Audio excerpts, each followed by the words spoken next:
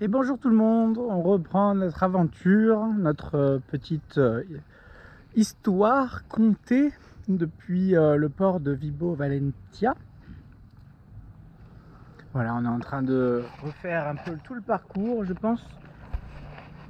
Est-ce que j'ai oublié quelque chose? Je me demandais, mais au final on a quand même un peu tout survolé. Je vous ai quand même parlé un peu des îles, je vous ai parlé des rencontres. Je vous ai parlé forcément des Scilly, ça c'était obligatoire. Je vous ai parlé également de ma navigation autour d'Ouessant, forcément, elle était quand même assez particulière. Tout mon amour pour le Finistère. Voilà, je vous ai pas beaucoup parlé non plus des ports. En Loire-Atlantique, Vendée, on a un peu oublié, mais il y a quand même des petites escales sympas comme Piriac sur mer, Pornic, etc. Des endroits qui sont très agréables. Je vous ai forcément parlé de la Charente, ça c'est sûr. Je vous ai parlé du passage sous le pont qui était important. Je vous ai parlé du départ vers le sud. Je vous ai parlé de Cap-Breton aussi, qui était vraiment un des endroits coup de cœur aussi pour moi. Je vous ai parlé de la côte nord de l'Espagne, hein, en mentionnant Moutricou, Cudillero, ces endroits-là.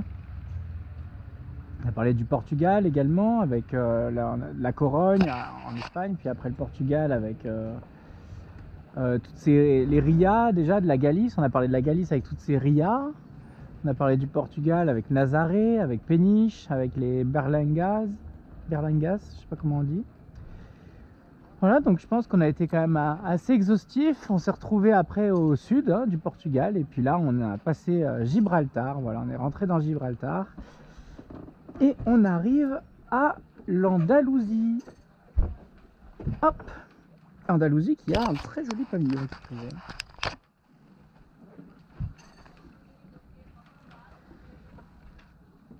Donc cette fois-ci on va partir d'en haut, ça sera sur la Drisse, et on va dans l'autre sens. Voilà, donc si on part de l'Andalousie, là va falloir être bon. Andalousie, après l'Andalousie c'est là, parce qu'il y a Murcie et Valencia. Valencia c'est ça, donc ça doit être la Murcia, la Murcie, qui je crois est en face de, si je dis pas de bêtises, les Baléares. C'est en face de Murcie ou en face de Valencia, je sais pas comment on dit en français. Hop. Bon, en tout cas, qu'est-ce qu'il y a à noter dans ces endroits-là? Forcément, à noter le principal, je pense que c'est le port de la Rapita, San Carles de la Rapita, qui était vraiment, que ce soit et l'endroit et le port, c'est un havre de paix parmi... vous rentrez quand même, ça commence à être un peu l'horreur méditerranéen, hein, dès que vous arrivez à l'Andalousie, c'est chill. L'Andalousie, c'est très joli. Carthagène, etc., qui est je crois que c'est en Murcie, Carthagène, qui est magnifique. Mais non, l'Andalousie, c'est plein de belles montagnes et tout. C'est vraiment très... Vous êtes encore en plein dans tout ce que peut offrir de plus beau l'Espagne. Murcie, donc il y a Carthagène. Et puis après, on arrive vraiment dans un endroit que ça commence déjà à être un peu business et compagnie. Hein. En vrai, ça l'est déjà depuis Cascais. Hein. Et Cascais, c'est pour le coup, c'est au Portugal.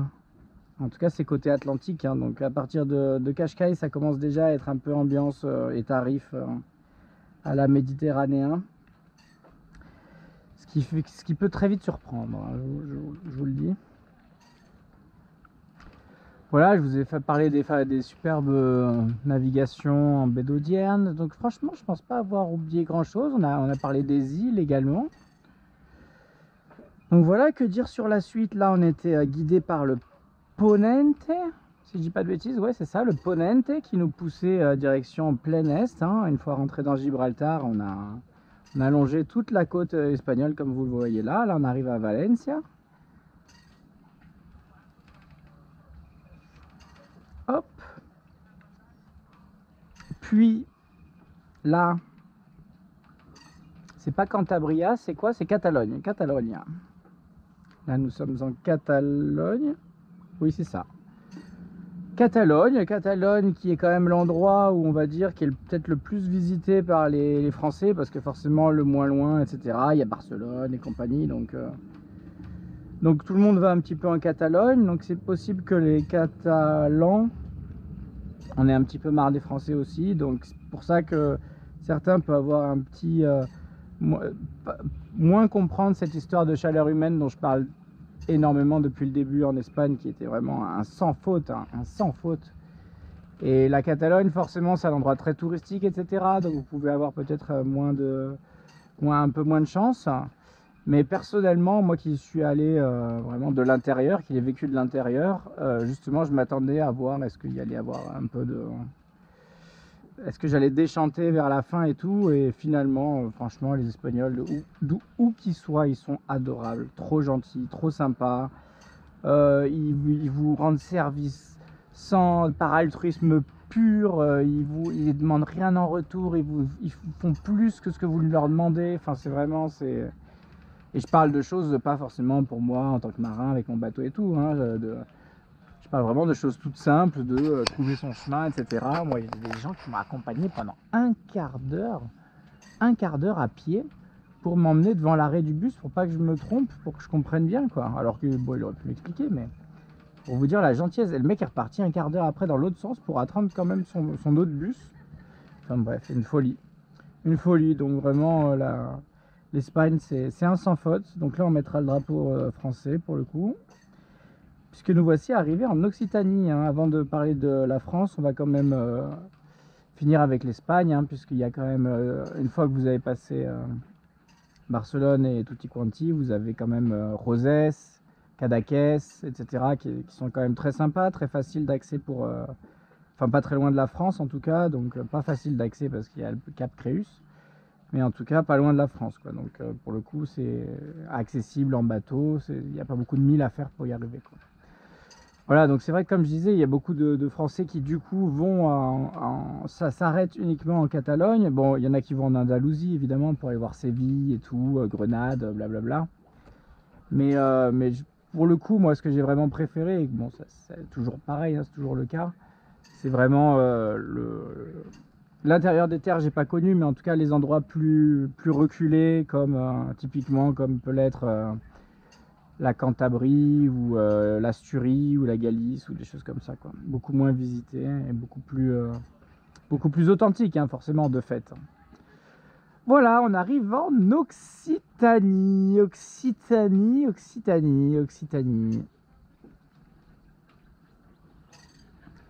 Voilà, bon, bah, j'ai été très heureux déjà de ne pas m'être fait surprendre par de la tramontane ou du Mistral trop violent, etc. Donc moi, c'était quand même ma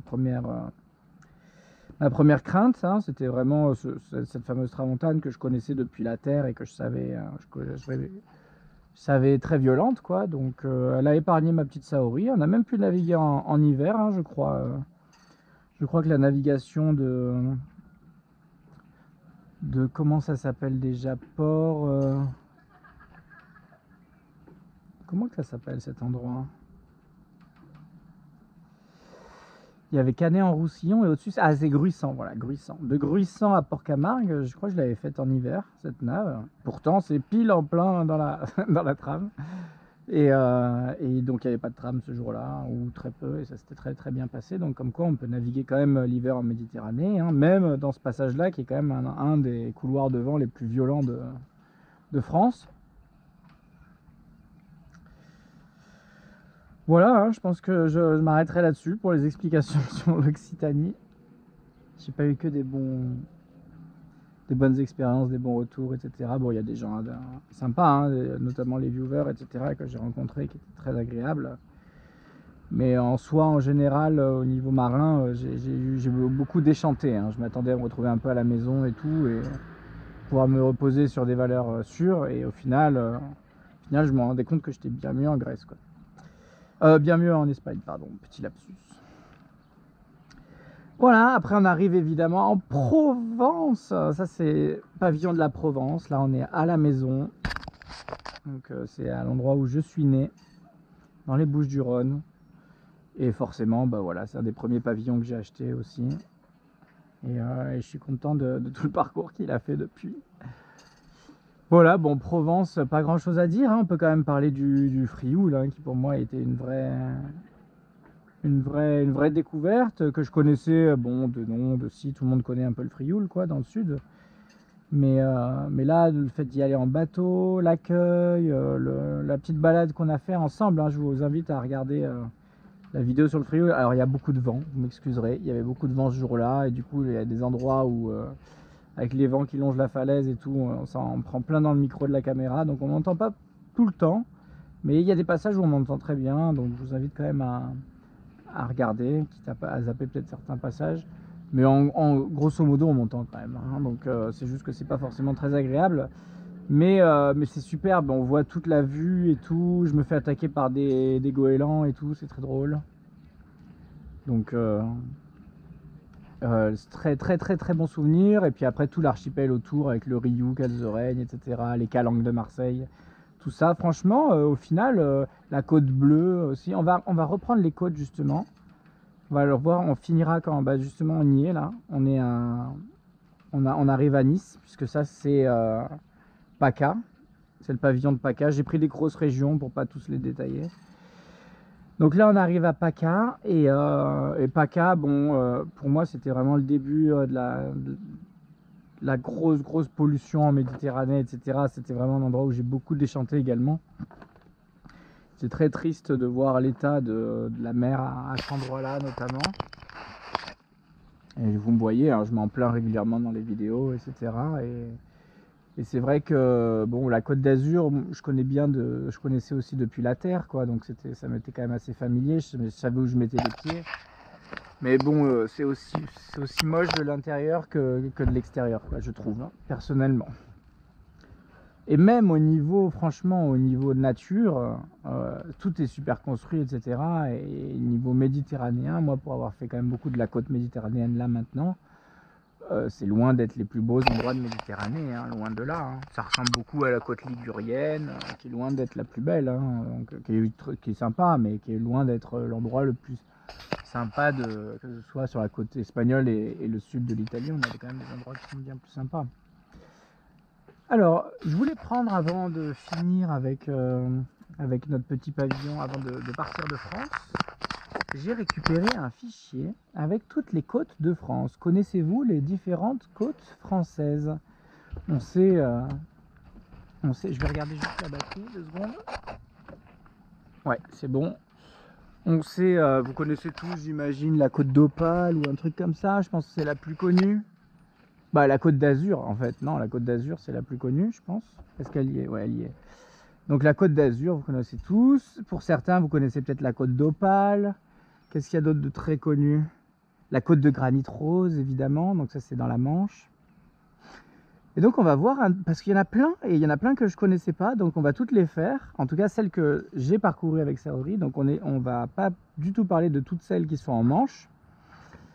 Et on va commencer directement avec celle qui est donc au nord du Finistère Nord, qui s'appelle la Côte des Légendes, rien que ça. Côte des Légendes. Après, à l'intérieur de cette Côte des Légendes, il y a la Côte des Abers, plus précisément, c'est plus celle que j'ai faite, puisque moi j'étais à l'Abervrac au plus loin. Donc bon, la Côte des Légendes englobe cette Côte des Abers, mais j'étais plus précisément sur ces Abers-là. Aber qui veut dire, je crois, c'est un peu des embouchures de fleuves, si je dis pas de bêtises, ou de rivières. Côte d'Iroise. Donc Côte d'Iroise, celle-là, elle est très connue et elle est magnifique. Moi, j'appelais ça aussi la mer d'Iroise, mais la Côte d'Iroise, c'est vraiment un petit bijou de l'Atlantique. C'est le plus bel endroit sur la côte atlantique française, je dirais. Hein. Après, bon, il y a un peu le côté basque aussi qui est joli, mais c'est vrai que c'est magnifique, quoi. Après, il y a la côte de Cornouailles, donc ça c'est plus Finistère Sud. Finistère Sud, côte de Cornouailles, donc ça on l'a faite. Côte des Mégalithes, donc là c'est vers Carnac. Dimmi. Sì, l'ho lasciato dentro il campanello. Tranquillo, l'ho lasciato subito dopo. Tranquillo, buona serata.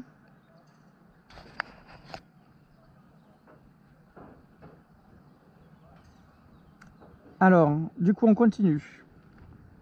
Côte des mégalithes, côte sauvage de Quiberon. Donc, on l'a faite aussi. Une côte à elle toute seule, autour de la péninsule. Je mets un peu comme ça.